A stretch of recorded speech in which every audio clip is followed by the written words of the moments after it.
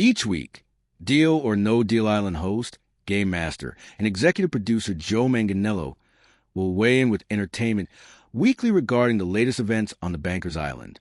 This week, he reacts to the power of fire, the art of persuasion, the latest elimination, and more. Joe Manganiello. Fun Motley Crue fact. Bubbles attacked Tommy Lee at my friend's wedding a few months ago. Now, back to your regularly scheduled Dondi column. That big fire explosion wasn't actually meant to go off there. That was a malfunction. But in the moment, I thought it was planned. So when all the players jumped, I just went with it. I'll say, it made for a great moment in the episode, but it wasn't supposed to be that big. Give us your take on everything that went down at the excursion, which included Parvati and CK winning the Worst Timing of the Year award by simultaneously dropping for the same case, and David convincing Philip to put his own game at risk by going for the $75,000 cash prize. Yeah, CK and Parvati were pissed, and David basically worked out his own banker's personal offer, if you think about it. He gut-checked Philip to see if he'd give up power in the game for $75,000, and his bargain worked. That's the beauty of a personal offer. It tests who is really there to win it all, and as millions and millions of dollars are being waved around, it reminds us that it doesn't take an astronomical amount of money to change someone's life.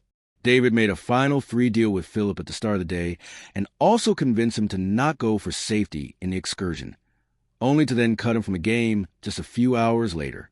Was Philip too naive for believing that someone like David would keep his word in a game like this? I'm going to cut to the chase here. If Philip could have hung on for a few minutes longer and let go on a higher case worth more than the $1.5 million that CK and Parvati were stuck with, he could have walked away with the $75,000 as the last person left, and he wouldn't have been able to be eliminated by David at the temple. It most likely would have been CK going home, and he would have made it into the Final Four. Finally, CK has been playing the middle all season long. That can be either a very savvy or very dangerous position to be in.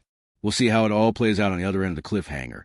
But what do you make of that approach in the game as opposed to all the folks who have seemed pretty firmly planted on a family or non-family side? To be clear, when you say playing the middle, you don't mean the way that Jordan played the middle during Season 1, but rather that she's playing both sides of the alliances. She's not afraid to make a move, which I see as a good strategy. There isn't much game left, and she's playing the right game for her. Get to the end by any means necessary, and then let the chips fall as they may in the final excursions.